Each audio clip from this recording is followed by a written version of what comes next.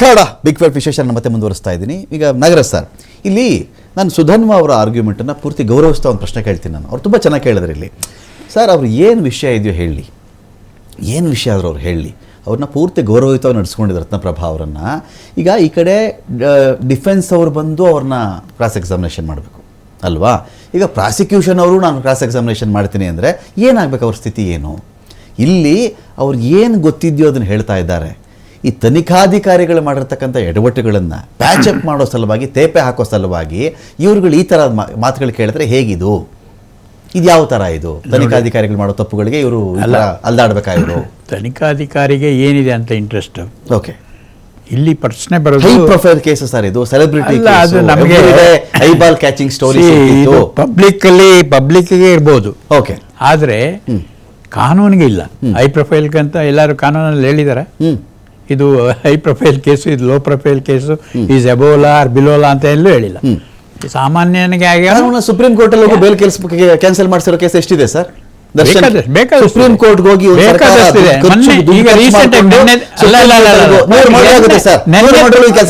ತಾನೇ ನೀವು ನೋಡಿದ್ರ, ಹೈಕೋರ್ಟ್ ಅಲ್ಲಿ ಬೇಲ್ ಕೊಡ್ತಾರೆ, ಅಲ್ಲಿ ಅದು ಪ್ರಾವಿಷನ್ ಇಲ್ಲ. ಟು ಬಿ ಆನೆಸ್ಟ್, ಅಂಥದ್ರಲ್ಲಿ ಅವರು ವಿತೌಟ್ ದಿಸ್ ಥಿಂಗ್ ಪ್ರೆಸಿಡೆಂಟ್ ಒಂದು ಸ್ಪೆಷಲ್ ಆರ್ಡರ್ಸ್ ಮಾಡ್ತಾರೆ ಸುಪ್ರೀಂ ಕೋರ್ಟ್. ಸರ್ ಅಲ್ಲ sir, senior council Siddharth Luthra ಅವ್ರನ್ನ ಎಷ್ಟು ಕ್ರಿಮಿನಲ್ ಕೇಸಲ್ಲಿ ಇದೊಂದೇನಾ ಹೀನಸ್ ಕ್ರೈಮು?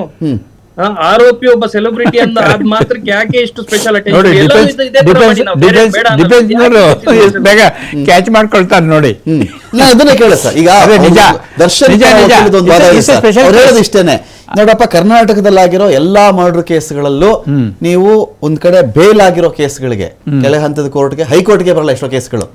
ಇವು ಹೈಕೋರ್ಟ್ ಅಲ್ಲಿ ಬಂದು ಅಲ್ಲಿ ಬೇಲ್ ಆದ್ಮೇಲೆ ಸುಪ್ರೀಂ ಕೋರ್ಟ್ ವರೆಗೂ ಹೋಗಿ ಜಿದ್ದಿಗೆ ಬಿದ್ದಂತೆ ಬೇಲ್ ಕ್ಯಾನ್ಸಲ್ ಮಾಡಿಸ್ಕೊಂಡ್ ಬಂದಿದ್ದೀರಲ್ಲ, ಇದು ಎಷ್ಟು ಕೇಸ್ ಮಾಡಿರ್ಬೇಕಾಯ್ತು? ಮಾಡಿದ ಒಂದು ಕೇಸಲ್ಲಿ 6 ಸತಿ ಹೋಗಿದ್ದಾರೆ ಸುಪ್ರೀಂ ಕೋರ್ಟ್ಗೆ. ನಮ್ಮ ರಾಜ್ಯದಲ್ಲಿ ಒಬ್ಬ ಪ್ರಖ್ಯಾತ ವಕೀಲರು, ಜೊತೆಗೆ ಅವರಿಗೆ ಕರೆಸ್ಪಾಂಡಿಂಗ್ ಆಗಿ ಅಲ್ಲಿ ಡೆಲ್ಲಿಲಿ. ಆದರೆ 6 ಸಾರಿನೂ ರಿಜೆಕ್ಟ್ ಮಾಡಿದ್ದಾರೆ. Before charge sheet, at the time of charge sheet, after almost 50% of the trial ಆದ ಮೇಲೆ ಈಗೆಲ್ಲ ಮಾಡಿದ್ರು ಕೂಡ ಆಗಿಲ್ಲ. ಅದು ಡಿಪೆಂಡ್ಸ್ ಆನ್ ದಿ, ಅವರು ವಕೀಲರಿಗೆ ಗೊತ್ತಿದೆ, depends on the material place before the court. ಅದು ಬಹಳ ಮುಖ್ಯ ಸರ್. ಆಮೇಲೆ ಯಾವುದು ಬರ್ತಿದೆ ಸರ್, ಕೇಸ್ ಏನೇ ನಡೆದಿರಲಿ, ಕೊಲೆ ಏನೇ ಆರೋಪಗಳು ಯಾರ ಮೇಲೆ ಬಂದಿರಲಿ, ಈ ಕೇಸಲ್ಲಿ ಏನು ವಿಷಯಗಳಿತ್ತೋ ಇನ್ವೆಸ್ಟಿಗೇಷನ್ ಮಾಡಬೇಕಾದ್ರೆ ಅಕ್ಷರ ರೂಪಗಳಲ್ಲಿ ಅದು ಚಾರ್ಜ್ ಶೀಟ್ ಅಲ್ಲಿ ದಾಖಲಾಗಿಲ್ಲ. ಹೌದು, ಇದನ್ನ ಬಹಳ ಜನ ಹೇಳ್ತಿದ್ದಾರೆ. ಎಲ್ಲರೂ ಆಯ್ತಪ್ಪ, ರೇಣುಕಾಸ್ವಾಮಿ ಕೊಲೆ ಮಾಡಿಬಿಟ್ರು, ಒಂದು ಗ್ಯಾಂಗ್ ಕಟ್ಕೊಂಡ್ಬಿಟ್ಟಿದ್ರು, ಪಟ್ಟಣಗೆರೆ ಶೆಡ್ ಕರ್ಕೊಂಡು ಹೋದ್ರು, ಕಿಡ್ನಾಪ್ ಮಾಡಿದ್ರು, ಹೊಡೆದ್ರು, ಸಾಯಿಸಿದ್ರು, ಬಾಡಿ ಬಿಸಾಕ್ಬಿಟ್ರು. ಓಕೆ, ಇನ್ವೆಸ್ಟಿಗೇಷನ್ ಹಂತದಲ್ಲಿ ಲೀಗಲಿ ಒಂದು ಕೋರ್ಟ್ನ ಕನ್ವಿನ್ಸ್ ಮಾಡುವ ರೀತಿಯಲ್ಲಿ ಇಲ್ಲಿ ಬರಹಗಳಿಲ್ಲ ಅಂತ. ಹಂಗಾಗಿ ನಾನು ನೋಡಿಲ್ಲ papers, to be frank with you. ಅಲ್ಲಿ ಇಲ್ಲದೆ ಇದ್ದರೆ ಕೋರ್ಟ್ ಅದು ನಾಳೆ ನೋಡ್ತದೆ. ಬಟ್ ಈಗ ಇರೋದು ಟ್ರಯಲ್ ಸ್ಟೇಜಲ್ಲಿ ಅದನ್ನೆಲ್ಲ ಪರಿಶೀಲಿಸ್ಲಿಕ್ಕೇ ಎವಿಡೆನ್ಸ್. ಅದು ಇವ್ರಿಗೂ ಅವಕಾಶ ಇರುತ್ತೆ, ಅವ್ರಿಗೂ ಅವಕಾಶ ಇರುತ್ತೆ. ಒಂದು ವೇಳೆ ಮೈನರ್ ಮಿಸ್ಟೇಕ್ಸ್ ಇದ್ದರೆ, ಇದು ಭಾಳ ಈನಸ್ ಕೇಸ್ ಇರೋದ್ರಿಂದ ಅಂಥದನ್ನು ಎಷ್ಟು ಜಾಸ್ತಿ ಮಹತ್ವ ಕೊಡಬಾರ್ದು ಅಂತಲೂ ಡಿಸಿಷನ್ಸ್ ಇದ್ದಾವೆ. ಅಲ್ಲಿ ನೋಡಿರೋದು ಕೊಲೆ ಆಗಿದೆಯಾ ಇಲ್ವಾ, ಕೊಲೆ ಮಾಡಿದವ್ರು ಯಾರು, ಎಷ್ಟು ತನಕ interest, what is the motive and intention ಬೇಕು. ಮೋಟಿವ್, ಅದೇ motive and intention and then preparation, whatever that conspiracy theory, ಅದೆಲ್ಲ ಆದಮೇಲೆ ಎಕ್ಸಿಕ್ಯೂಷನ್. ಎಕ್ಸಿಕ್ಯೂಷನ್ ಆದಮೇಲೆ ಡಿಸ್ಟ್ರಾಯಿಂಗ್ ದಿ ಎವಿಡೆನ್ಸ್. ಈ ಥರ 4-5 ಸೀಕ್ವೆನ್ಸಲ್ಲಿ ಇದು ಹೋಗುತ್ತೆ. ಕಿಡ್ನ್ಯಾಪಿಂಗ್, ಫಸ್ಟಿಗೆ ಕಿಡ್ನ್ಯಾಪಿಂಗು ಆ್ಯಂಡ್ ಅಲ್ಲಿಂದ ಲಾಸ್ಟಿಗೆ ಡಿಸ್ಟ್ರಾಯಿಂಗ್ ದಿ ಎವಿಡೆನ್ಸ್. ಇಷ್ಟು ಅದಕ್ಕೆ ಸಂಬಂಧಪಟ್ಟ ಸಾಕ್ಷಿಗಳನ್ನು ಕಲೆಕ್ಟ್ ಮಾಡಬೇಕು, ಅದನ್ನು ರುಜುವಾತು ಮಾಡ್ಕೊಳ್ತಾ ಬರಬೇಕು. ಹಾಗೆ ಮಾಡಿದರೆ ಒಂದಕ್ಕೊಂದು ಕ್ಲಿಂಚಿಂಗ್ ಏನೋ ಎವಿಡೆನ್ಸ್ ಇರಬೇಕು, ಒಂದಕ್ಕೊಂದು ನಂಬೋ ಹಂಗಿರಬೇಕು. ಅದು ಈ ಸುಧನ್ವ ಅವರಂಥ ಬುದ್ಧಿವಂತ ಲಾಯರ್ಗಳಿಗೆ ಅದನ್ನು ಮುರಿಲಿಕ್ಕೆ, ಆ ಚೈನನ್ನು ಮುರಿಲಿಕ್ಕೆ ಕಷ್ಟ ಆಗಬೇಕು. ಆ ಥರ ಇರಬೇಕು ಅಂತೇಳಿ ಮುರಿದ್ರೂ ಕೂಡ ಅದನ್ನ ಕೋರ್ಟ್ ನಂಬಂಗೆ ಇರಬೇಕು, ನಂಬಲಾರ್ದಂಗೆ ಇರಬೇಕು. ಅದು ಮುಖ್ಯ. ನಂಬಲಾರ್ದೇ ಇದ್ದರೆ ನ್ಯಾಯವಾಗಿ ಅದು ಒಂದು ಪ್ರಾಸಿಕ್ಯೂಷನ್ ಪರ ಸಾಕ್ಷಿ ಆಗ್ತದೆ, ನಂಬಿದರೆ ವಿರುದ್ಧವಾಗಿ ಆಗ್ತದೆ.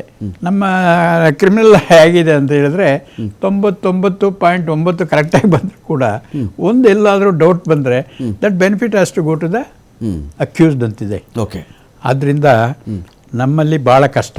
Fine sir. ನಾನು ಸುಧನ್ ಅವ್ರಿಗೆ ಒಂದು ಪ್ರಶ್ನೆ ಕೇಳ್ಬಿಟ್ಟು, ಸುಧನ್ ಅವರೇ, ಈಗ ರೇಣುಕಾ ಸ್ವಾಮಿ ಮನೆ ಬಿಟ್ಟು ವಿಚಾರ, ಆತ ಯಾವ್ದು ವಾಚ್ ಹಾಕ್ಕೊಂಡಿದ್ದ, ಯಾವ ಉಂಗುರ ಹಾಕ್ಕೊಂಡಿದ್ದ, ಯಾವ ಚೈನ್ ಹಾಕ್ಕೊಂಡಿದ್ದ, ಅಥವಾ ತಿಂಡಿ ತಿಂದಿದ್ನಾ ಇಲ್ವಾ, ಊಟಕ್ಕೆ ಬರ್ತೀನಿ ಅಂತ ಹೇಳಿದ್ನಾ ಇಲ್ವಾ, ಇಂಥ ವಿಚಾರಗಳ ಹೆಚ್ಚು ಕಡಿಮೆ ಹೇಳಿಕೆಗಳು ಒಬ್ಬ ವ್ಯಕ್ತಿ, ಅದೇ ವ್ಯಕ್ತಿ ತೀರಿಕೊಂಡಾಗ ಅಥವಾ ಅವ್ನು ಮರ್ಡರ್ ಆಗಿದ್ದಾನೆ ಅಂತ ಹೇಳಿದಾಗ ಅವರ ತಂದೆ ತಾಯಿ ಅಲ್ಲಿಂದ ಚಿತ್ರದುರ್ಗದಿಂದ ಇಲ್ಲಿಗಿರ್ತಕ್ಕಂಥ ಅಂತರ 1-2 ಗಂಟೆನೋ 2.5 ಗಂಟೆನೋ ಪ್ರಯಾಣ ಅಂತ ನಾವು ಭಾವಿಸೋಣ. ಇಷ್ಟು ದೂರದಲ್ಲಿರ್ತಕ್ಕಂಥವ್ರು ಎಷ್ಟು ಕ್ರೂಷಿಯಲ್ ಆಗಿದೆ ಸುಧನ್ವ ಅವರೇ ಅವರ ಹೇಳಿಕೆಗಳು? ಸರ್ ಇಲ್ಲಿ ನೋಡಿ ಸರ್, ಒಬ್ಬ ಇವಾಗ ಏನೋ ಒಂದು ಘಟನೆ ಆಯ್ತು, ಎಕ್ಸಾಂಪಲ್ ನಾನೇ ಇದನ್ನ ನೋಡಿದ್ದೀನಿ. ನಾನು ಬೆಸ್ಟ್ ಟೈಮ್ ಹೇಳೋದು ಅಂದ್ರೆ ಇದು ಇಮಿಡಿಯೇಟ್ ಹತ್ರದಲ್ಲಿ ಯಾವಾಗ ಹೇಳ್ತೀನೋ ಅದು ಬೆಸ್ಟ್ ಇರುತ್ತೆ. ಇವಾಗ 1.5 ವರ್ಷ ಆದ್ಮೇಲೆ ಹೇಳೋಂಥದ್ದು ಡೌಟ್ಫುಲ್. ನೀವ್ ಹೇಳ್ದಂಗೆ ಮೆಮೊರಿ ಎಲ್ಲರಿಗೂ ಶಾರ್ಟ್ ಇರುತ್ತೆ, ಮರೀತೀರಿ, ಅದು ಕಾಮನ್. ಅದು ಇವಾಗ ಒಂದು 5 ಜನ ಒಂದೇ ಘಟನೆ ನೋಡಿದಾರೆ ಅಂದ್ರೆ 5 ಜನನು ಬೇರೆ ಬೇರೆ ರೀತಿನೇ ಹೇಳ್ತಾರೆ, ಒಂದೇ ರೀತಿ ಎಕ್ಸಾಕ್ಟ್ ಆಗಿ ರೀಪ್ರೊಡ್ಯೂಸ್ ಮಾಡಕ್ ಆಗಲ್ಲ. ಬಟ್ ನಾವ್ ಏನ್ ಹೇಳ್ತಾ ಇರೋದು ಅಂದ್ರೆ, ಇವಾಗ ಫಸ್ಟ್ ಇನ್ಸ್ಟೆನ್ಸ್ ಅಲ್ಲಿ 2:30 ಫೋನ್ ಮಾಡಿದ್ರು ಅಂತಾರೆ. ಇವ್ರದ್ದು ಫೋನ್ಗಳನ್ನ ಇದು ಮಾಡಿ ಕಲೆಕ್ಟ್ ಮಾಡಿ ಅವರೇ ಹೇಳಿಕೆ ಪ್ರಕಾರ 2 ದಿನಕ್ಕೆ ಹೇಳಿಕೆ ಮಾಡಿದಾರೆ. ಅವ್ರ ತಂದೆದು ಕೂಡ ಇನ್ನು ಕ್ರಾಸ್ ಎಕ್ಸಾಮಿನ್ ಬಂದಿಲ್ಲ, 2:30 ಅಂತಾರೆ. ಇವಾಗ ಅದನ್ನ ಪ್ಯಾಚ್ ಅಪ್ ಮಾಡಕ್ಕೆ ಕೋರ್ಟ್ ಮುಂದೆ 10:30 ಅಂತ ಹೇಳಿಸ್ತಾ ಇದಾರೆ. ಯಾವ್ದು ಸತ್ಯ? ಫೋನ್ಗಳು ಇವ್ರದ್ದು ಪ್ರಾಪರ್ ಆಗಿ ರಿಕವರ್ ಮಾಡಿಲ್ಲ. ಯಾರು ಇವ್ರ ತಾಯಿದೆ ಆಗ್ಲಿ, ಇವ್ರ ವೈಫಿಗೆ 2 ಸರ್ತಿ ಮಾಡಿದ್ರು ಅಂತ ಹೇಳ್ತಾರೆ, ಅದ್ರ ಬಗ್ಗೆ ಇದು ಮಾಡಿಲ್ಲ. ಆಮೇಲೆ ಇವಾಗ ನಾವು ಕ್ರಾಸ್ ಎಕ್ಸಾಮಿನ್ ಮಾಡೋದು, ಪ್ರಾಸಿಕ್ಯೂಷನ್ ಕ್ರಾಸ್ ಎಕ್ಸಾಮಿನ್ ಮಾಡೋದು, ಪಾಪ ಆ ತಾಯಿ ಸಮಾಜನ ಹೇಗೆ ಎದುರಿಸೋದು? ಇವಾಗ ಅವ್ರಿಗೆ ಏನು ಸತ್ಯ ಅಂತ ಅವ್ರಿಗೆ ಅನ್ಸಿದ್ಯೋ ಅದನ್ನ ಹೇಳಿದ್ದಾರೆ.